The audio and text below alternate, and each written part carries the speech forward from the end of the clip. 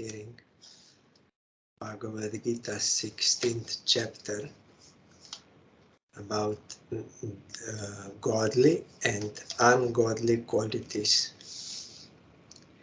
Yesterday we heard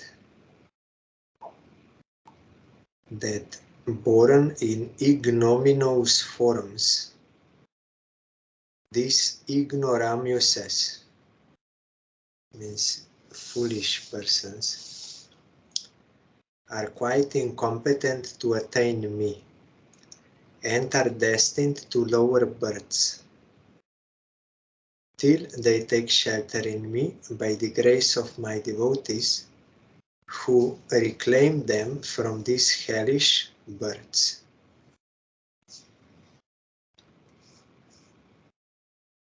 When they get association of pure devotees, then that inclination to surrender to Krishna will come. When they will take his shelter, then by his grace they will be delivered from all those births. That is the only way. Today one devotee again asked me, so I think I have to remember for my own good, how karma is anadi. Anadi means beginningless. Why is this important? We will know. Because we like to blame God for our suffering, or we like to blame other jivas for our suffering. Because God is creator, so why I'm in such situation where I have to suffer? It is his will, so he is cruel. Or some other living entities, they are giving trouble to me, so they are cruel. I am okay, but they are wrong. All are bad, I am good. But Vedanta Sutra, where there is no any mistakes of illusion, committing mistakes, imperfect senses and all these things, Vedanta Sutra says no. God is not responsible, because God is only giving the fruits of actions of jivas. Even other living entities, they cannot give fruits. They may be used as instrumental, but they are not the cause. Then objection comes in Vedanta Sutra. That is okay, but before this creation began, it is stated in Upanishad, there was only Brahman, only creator. There were no jivas, no karma, no world, no nothing. So at the beginning of creation, he made such situations, such positions. So some he gave high positions, some he gave low positions. Some are suffering, some are enjoying, so he is to be blamed. Then Vedanta Sutra says no. Because karma is anadi, it does not start at that time. That there is only Brahman existing before the creation means that everything is unmanifest in him, staying in him.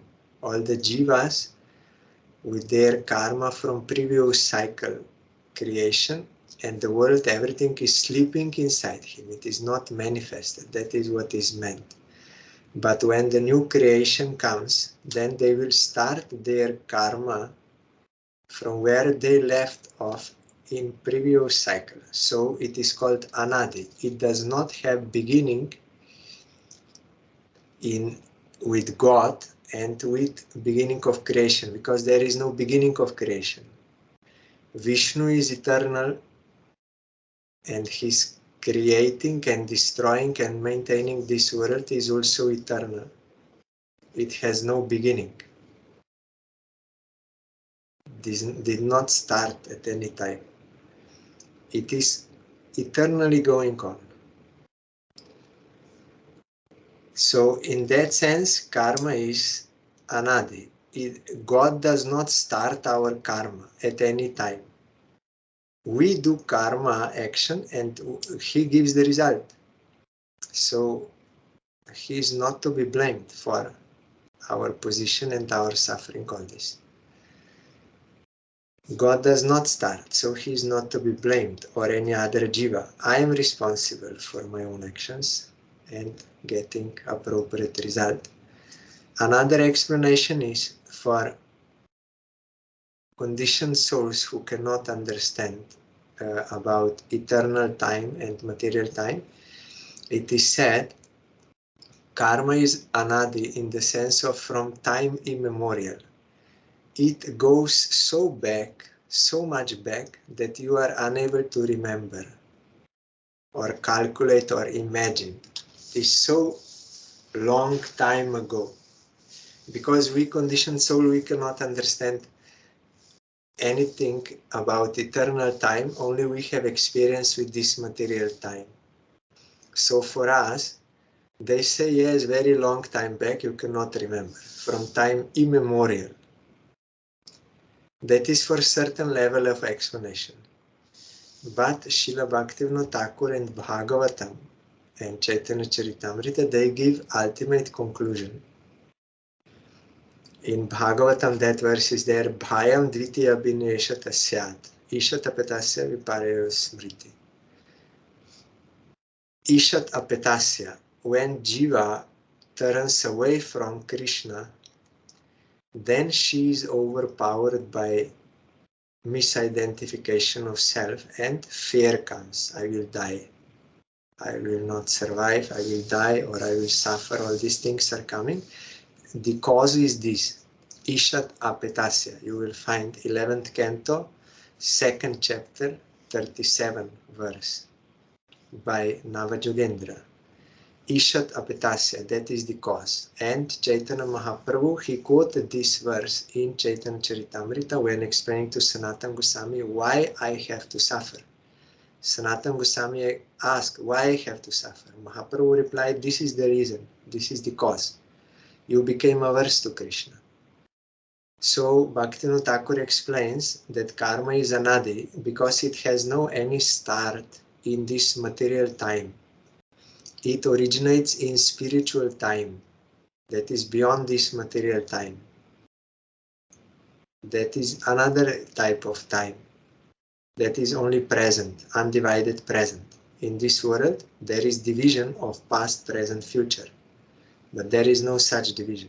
Everything is eternally happening in present tense. So jivas are the outcome of marginal potency of Krishna. Chaitanya Charitamrita explains that Swarup Shakti, internal potency, manifests all Vaikuntha's, Goloka, everything that. And Maya Shakti manifests all innumerable material worlds. And there is another that is Tatashta, marginal potency, in between. So they are conscious beings. They have relative independence, choice. So those jivas who wanted to serve Krishna, they were admitted into transcendental realm. Those jivas who wanted to enjoy this material world, thinking it will make them happy, they had that desire and they decided, let me enjoy.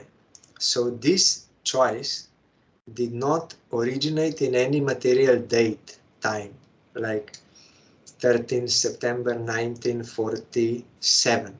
At that time, I decided that I want to enjoy. No, there is no any such date in this material world because this happened beyond this material time. That is why karma is called anadi. It has no beginning in this material time, but it has its beginning in that spiritual time. But there is no date, material date. But the cause is this, and that plane, marginal, and also Golok, Vaikuntha, everything is eternal. This material world is also eternal because Vishnu is eternal. So it is all the time manifested and unmanifested. So it is eternal. Everything is eternal. So how Jiva can enter into Golok Vrindavan, which is eternal? It is achintya. How Jiva can from marginal plane enter into eternal material world, it is achintya. Because only changing her position within eternity. It is beyond human comprehension, because we are bound by material time and space. So we are unable to understand how this is happening, but it is happening. Like you cannot understand when exactly you fell asleep. You know there is a wakeful state, and you know there is sleeping state, because when you wake up you understand, oh, I was sleeping. But when exactly at which time you slept, you cannot say. You cannot put finger on that. But you know it happened. When it happened, you cannot understand. But you can also cannot deny that it didn't happen. It happened. But when it happened, you cannot say. Like that, we cannot, with this material perception, understand these points about eternity and entering into this time, and like we cannot understand. In samadhi you can see, but not by imagination. It is impossible, but you cannot deny that it didn't happen, because it is mentioned in Shastra. This is the cause. So why is this important? So as not to blame anyone for my suffering. As long as I blame others for my suffering, there is no chance of me coming out of suffering. No chance. Impossible. I will only prolong my material existence. Only when I become that much sincere, here it is stated, by the grace of my devotees. By the grace of devotees, we will hear this teaching. Chaitanya Mahaprabhu heard this teaching about Dhruva 100 times, not once, 2 times, or 100 times, because it is very important to practice this. So by the grace of devotees, we come to know about Tatenukampam verse, about this. What you do to others, that will come to you. What is coming to you means you did to others before. Mother Suniti told to Dhruva, and Dhruva accepted. Narad Goswami repeated same point to him. Why you are angry? Everyone is reaping the fruits of their own actions. So Narad Goswami told, he is a guru, he is a devotee. So unless we accept this teaching, then we will not take shelter of Krishna, and we cannot be rescued from hellish births. Impossible. We have to come to that point of sincerity that I did. And it is only I who have to rectify myself. As long as I do not do this, only speaking and hearing and blaming others, then there is no practical life yet. So there is no fruit yet. By the fruit you can understand the tree. When the fruit comes, apple, then you can understand this is apple tree. If I am suffering all the time, by the fruit I can understand. I did not take shelter of Krishna. That is the fruit is showing. No one to judge here, or to pretend, or to imagine, or something. Fruit is there. So my action is wrong. And I can rectify my action by the inspiration of devotees. So now here Krishna is telling further, what is the point? What is the mistake? Asurim yonim apan, no, this I read. Trividam naraka siedam dvaram nashanam atmanaha kama krodach tata lobhas tasmat etat trayam tyajet. We are only hearing Bhagavad Gita but not practicing. So I'm speaking for myself. That is why I'm not getting the fruit.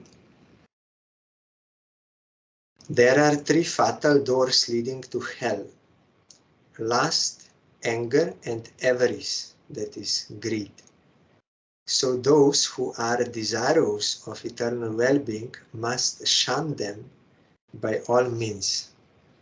Our Gurudev used to say, when I was in America, after one program, one man approached me and he said, Swamiji, I like Bhagavad Gita so much. Without reading Bhagavad Gita, some chapter or some portion, I don't go out and don't eat, don't drink. Every day I read before I do any other thing. I like Gita so much. Then Gurudev praised him. Oh, really? I did not know that such people are living outside of India. Even in India it is rare to find such. So Gurudev praised him. Then that person said, and Swamiji, another thing, although I know, means although I like Gita so much, but I don't believe Krishna is Supreme Personality of Godhead. He might be superhuman being, great politician, diplomat, like this, but not Supreme Lord, because he took birth. So then Gurudev told him, daily you are reading Bhagavad Gita. Can you give any evidence from the Gita itself to substantiate what you just said, that Krishna is a diplomat, superhuman being, politician, these things, and that he was born? Can you give any evidence from Gita? There is no any such verse, just the opposite. Matah sarvataram parataram, nothing is superior to me. Everything is ever linked with me. From me everything comes, everything Krishna is saying, Janma karma chame divyam, my birth and my activities, they are divine, not like ordinary. I appear by my own potency, all the verses there. So Gurudev, to make us understand, by quoting this example, what is the use of going through Gita if you don't accept the teaching of the Gita? What is the benefit? We have to practice. Accept and practice. That is practical life. Then we can get some fruit. Otherwise, what is the use of only hearing so that we can speak nicely, so that others will praise me? What is the use of this? We will be deprived of eternal welfare. So Krishna is telling these 3 are road to hell, to suffering. That is lust for own sense gratification. And when this lust is obstructed, my desire is not fulfilled by some reason, cause, then it will turn into anger and malice and revenge and so many things. And avarice, greed, love, all the time wanting something. So the root cause of this is misconception of self, as I told a few days back. And misconception of self, root causes, we are averse to knowledge, that is Krishna, Satchidananda. We became averse, so we got this misconception of self, and automatically lust, anger, and greed are there. But if someone wants eternal welfare, he will not give indulgence to this, and this will also not be possible in Padashamrita. Rupa Goswami, he explained that these things will destroy devotion and they are obstacle. That is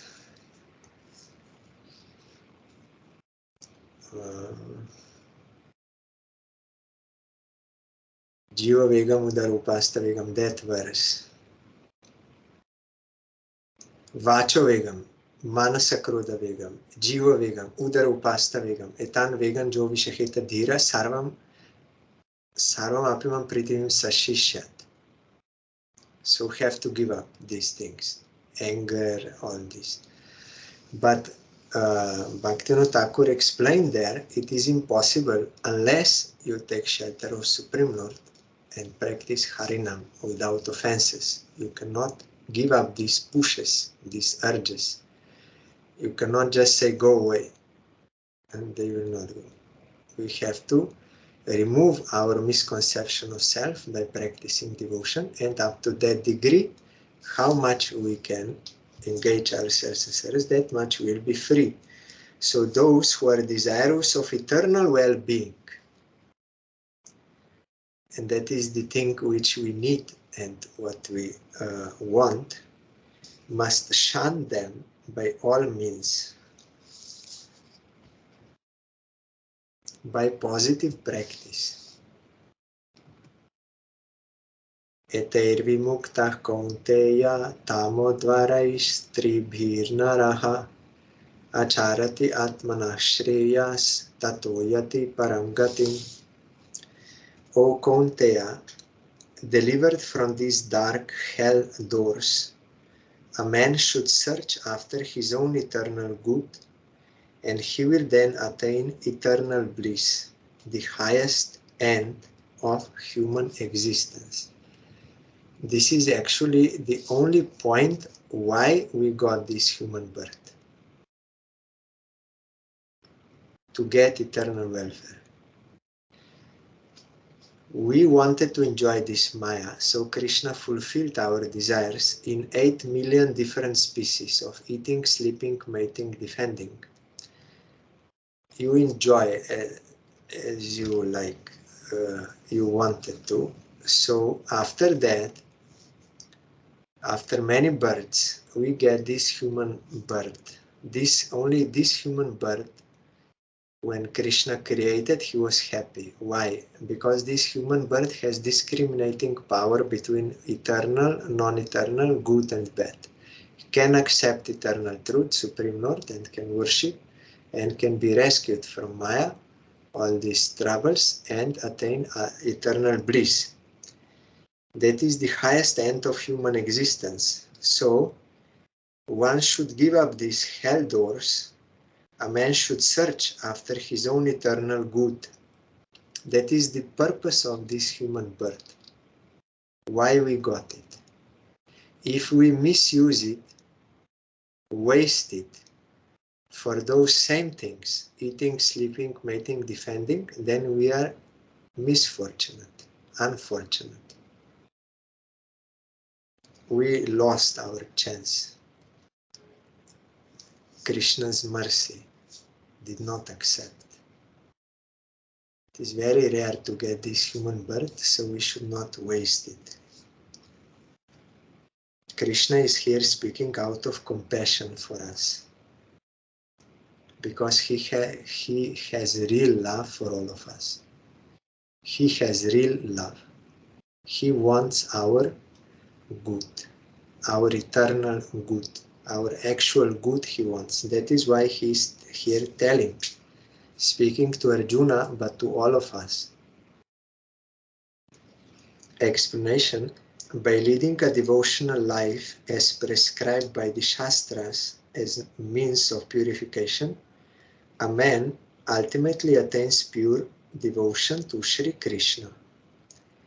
If he knows the exact relation between pure action and pure knowledge as means and end respectively, both as a process and as end, mentioned in the scriptures, he attains freedom from worldly bondage as the result of the purification of his own self. Before we heard, Arjuna is asking, you already said that Jiva is not this matter, so it is pure. So why does she do sins, although unwillingly?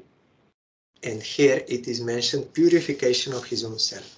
So Krishna explained in 3rd chapter, we were hearing, that the lust originating from Rajoguna is our enemy, is the enemy of Jiva. That forces Jiva to do sins. although unwillingly, that. But how we got into that thing? It is because of our aversion to Krishna, that we misused our relative independence. So Maya enveloped us, and now we are under the influence of Triguna, and from Rajaguna lust comes, and it will transform into Tamaguna anger when lust is obstructed. So what is the purification of own self? It does not mean that you have to make it transcendental. Jiva is already transcendental. It can never become matter, even when conditioned. But purity and impurity of Jiva's soul is this: what she's doing, what is her action. If her action is for the service of Krishna, that is pure. If it is for enjoyment of this world, that is impure. So we have to purify our action by the help of sadhu and Shastra. And when we do pure action and pure knowledge, then we will be free from worldly bondage as the result of the purification of our own self. This is known as Abhyapada, or the final beatitude, a maid servant of the goddess of Bhakti, that is pure devotion.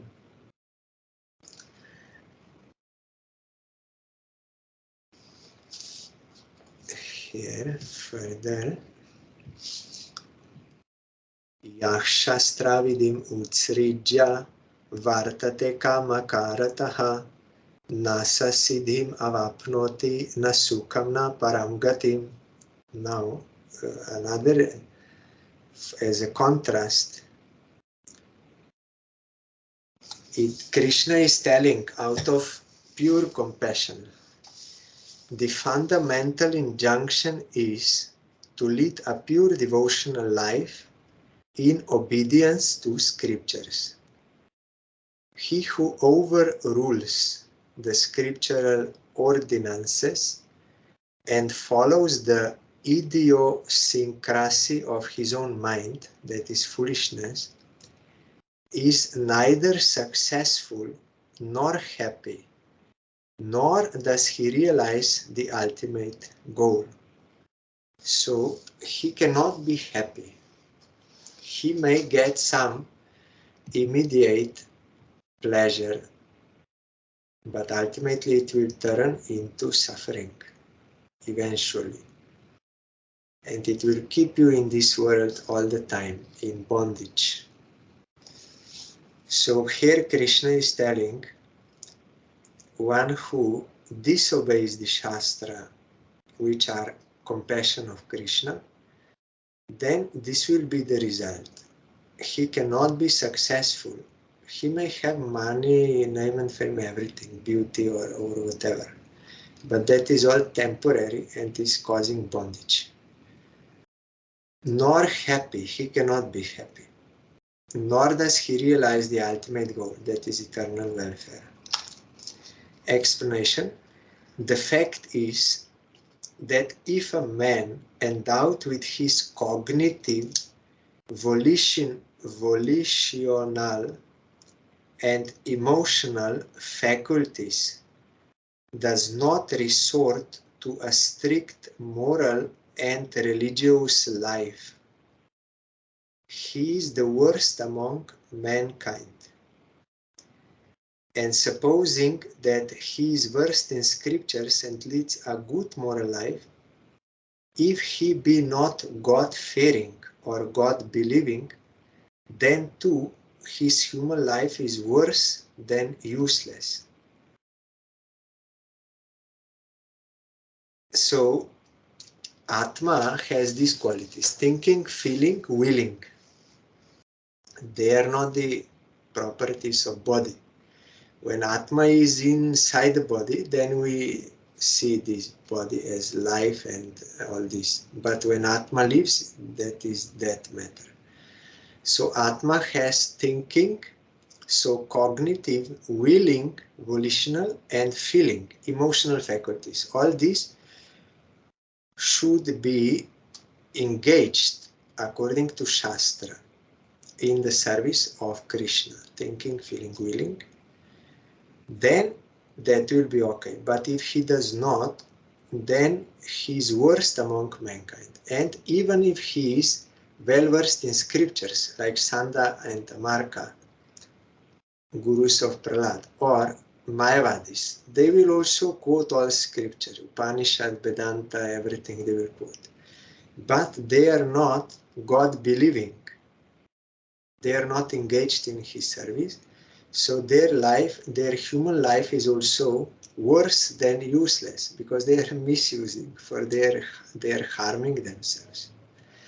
Animal cannot harm so much as God, who does not, as man, who does not devote himself to God, he will do more harm than animal. We see animals, they kill only for their livelihood, according to their nature. But human beings, they kill unnecessarily. And doing so much heinous crimes. Only because of this, they are not happy because of not devoting themselves to God. So that hole in their heart, unhappiness, they try to fill up with material things and with material intoxication, and all these things they try to fill up. But it can never help them, actually. So for that reason, they will do more harm than animals. More harm. By not being devoted to God is worse than useless. And supposing that he believes in God, but does not lead a pure devotional life, dedicating his all in all to the service of the God of love, he is not entitled to attain perfect bliss, which is the highest end of spiritual existence and is the eternal good aimed at by all scriptures. All scriptures, because they are compassion. Scriptures are grace incarnate of Krishna. They are meant for our eternal welfare. They are not our enemies. They are our friends. But we see as enemies because there are some rules. You have to restrict certain wrong actions, so we think, no, that is not good. So we see as enemies, but actually they are friends. So here it is also, our Gurudev used to say many times this point. He believes in God and he will even speak and everything, but he has no practical life. He is not engaged practically in the service of God. So he cannot get the fruit. We cannot get the fruit only by claiming I am devotee. Jagadananda Pandit in Prema Vivarta, he told, Gora Rami mukhe bolile nahi chole. Gorar achar, gorar vichar, pai phol phole.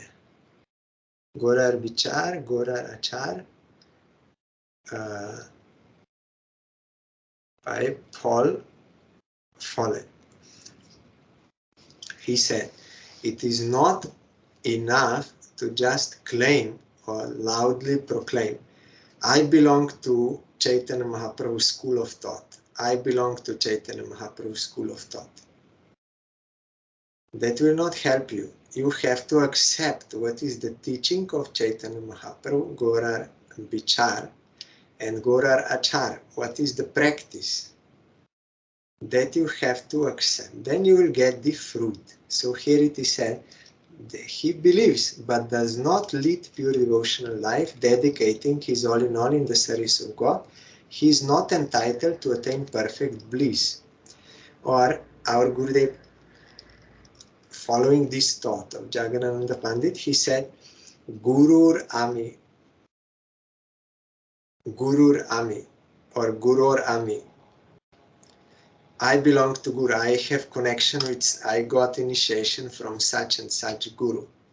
We are proclaiming, but not following the instruction of that Guru. So what is the use of saying that only for name and fame? You will not get the real fruit. Real fruit you will get by following the instructions of bona fide Guru. Then if we really follow, then we will get the fruit. If I am not getting the fruit, there must be some cause of this. We will be very quick to blame. The process is not good, Guru is not good, God is not, and nothing is good. Everything is bad, I am good. That is our natural tendency, but it's just the opposite. I am doing something wrong. That I have to detect with sincerity, or with the help of real Guru or real devotee, by his grace, I can detect, he can help me detect where is the defect in me, what I'm doing wrong. Then when you rectify that mistake and really you do right action, then you are entitled to attain perfect bliss. And the last verse of this chapter, Tasmat Shastram Pramanam Te Karya Karya Vyavastito Gyatva Shastra Vidhanoktam Karma Kartum Iharhasi. Hence, scriptures are the criteria of determining what is duty and what is non-duty. Knowing bhakti or devotion to the absolute person to be the purport of all scriptures, O Arjuna, be thou worthy of leading an active devotional life.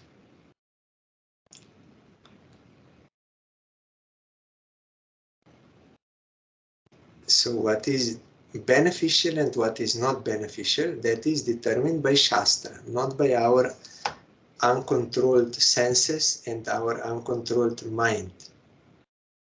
We think what is pleasant for my senses, that is good. What is not, that is not good. But that will lead us to suffering, eventually. But Shastra is telling for our own good. Shastra is given by Krishna. It's not different from Krishna, and he has compassion for us. So, smartabhyo satatam Vishnu bismartabhyo na jatuchit. Padma Puran. Always you have to remember Krishna and never forget him. That is the criterion to understand what is to be done and what is not to be done. All other processes given in Shastra are to achieve this end, to achieve this purpose. So here Krishna is telling, Shastra is saying. So Arjuna, you please follow Shastra, and knowing that point of all Shastra is devotion to Krishna. That is our eternal welfare.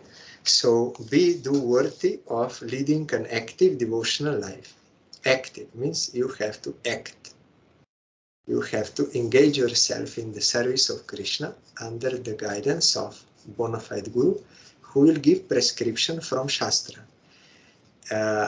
Bona fide Guru will give appropriate instruction from Shastra for me, according to my, because also there are so many Shastras and they are describing also so many yugas. So today I heard why Ramachandra killed one antelope there and as a sacrifice in Vedic.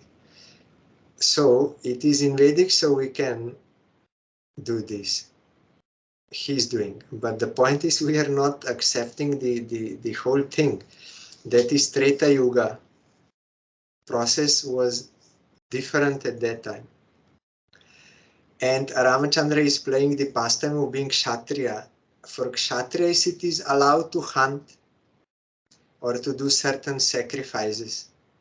That is for Kshatriyas. It is not for Brahmins or for devotees and so many things. But we just say it is in Shastra, so okay, like that. But the thing is, like in a medical shop, there are so many medicines there. All are good, all are medicines. But what is for what? You need doctor to tell you, according to your disease, this you have to take now. But if you are not accepting the guide of doctor, then you will just pick up anything there. Everything is good. All medicine, yes, all medicine. But it is not same for all. So what is prescribed for Satya Yuga is not possible in Treta Yuga. What is possible there is not possible in Dwapar Yuga. Now we are in Kali Yuga and we are following Bhagavatam and a bona fide perceptorial channel. They are telling what is to be done, how you have to serve. And the purpose is the same in Treta Yuga, but we cannot apply that. Otherwise, if you want to eat meat, taking this as a justification, then you do also other things which Ramachandra did. He did many other things also. Can you do that?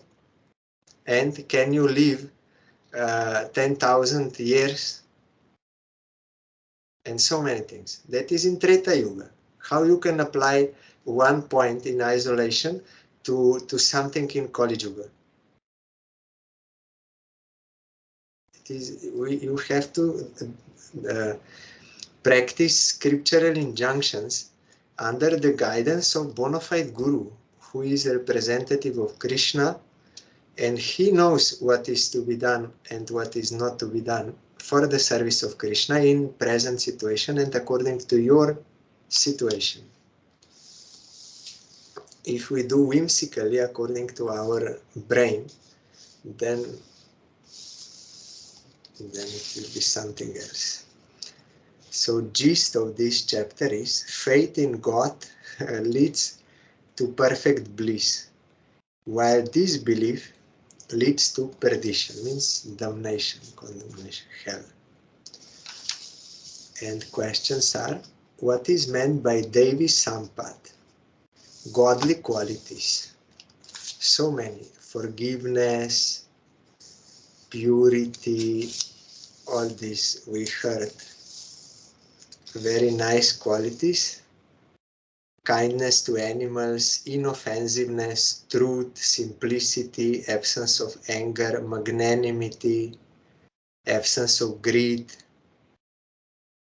forbearance, all firm faith in self-knowledge, charity, sense control, all of those. I don't know when, in which life I can get even maybe one such quality. I don't know in which life I can get. Question. What is meant by Asuri Sampad, ungodly qualities that bind the people? This I have all, from beginning to end, all in me, surely. I can put certificate. I can sign. They all are there in me. Pride, anger, egotism, wrath, cruelty, ignorance, all. And then further they were mentioned later. They don't know what is to be done, what is not to be done, what is virtue, what is abstinence from vice. They don't know.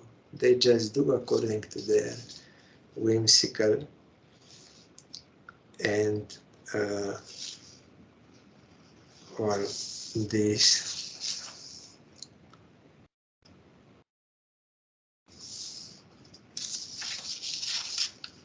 There are more. So I am God. I am impure practices. Sensual enjoyment is the be-all and end-all of human existence. I have money, I will have more. I will enjoy, I will profit, I have killed this enemy, I will kill another enemies. I am the God, I am God, I am enjoyer, I am successful, I am strong, I am happy, all this is there. Addicted to sensual enjoyment, self-glorified, insolent, all these things there. Malicious, envious of saints, of God.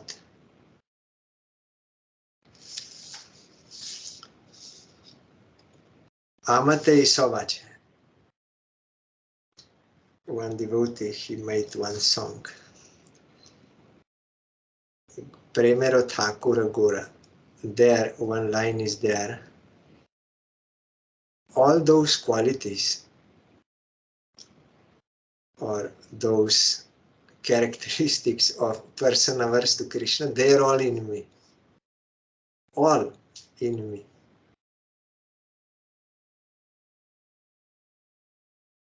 What are the two distinct kinds of creation? No, before one question was there. What is the result of those two kinds of qualities? If one has godly qualities, he will become free and will attain ultimate goal of life.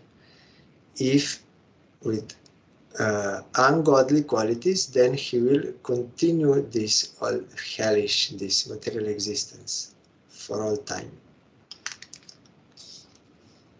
What are the two distinct kinds of creation? One is godly, one is ungodly. According to our previous section, we, by the fruit which is given by Krishna, we acquire or we create such godly nature or ungodly nature. What are the demoniac qualities of ungodly persons? This I just read before. What are the ugly notions of the ungodly or the atheists? This all we heard. What is the ultimate end of such demoniac character? Krishna is casting them all the time in lower species of life and hellish existences as a result of their actions. Not that Krishna is cruel, but I am doing such action, so I get such result. But good thing is that even such persons, by the grace of Krishna, in the form of pure devotee, they can also become inclined to take shelter of Krishna. It is possible. What are the three fatal doors of the hell? Kama, Krodha, Lobha.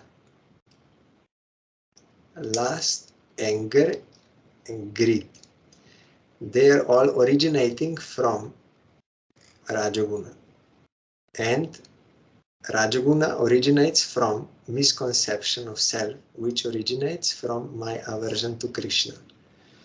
So I have to submit myself to Krishna under the guidance of pure devotee. Then this can be reduced, at least.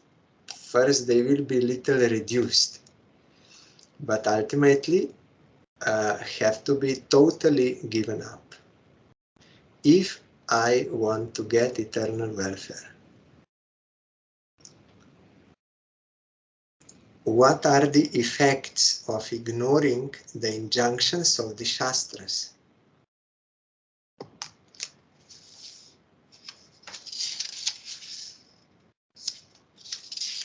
Verse 20.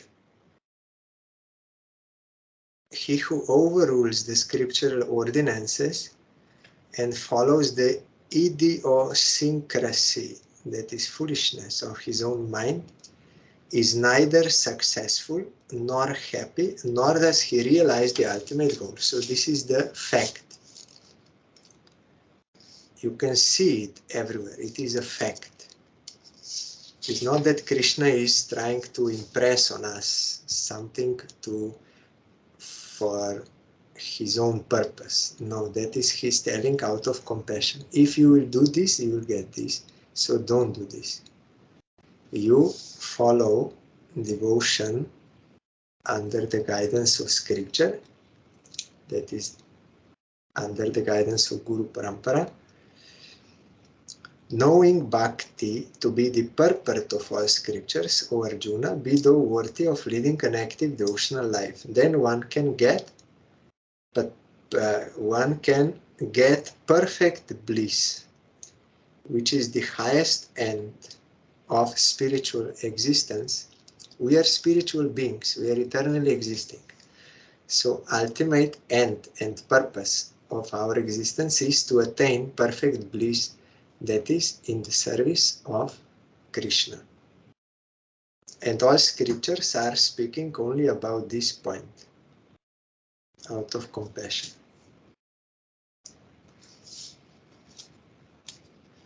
So this is the end of chapter 16. Now, chapter 17, we will start tomorrow.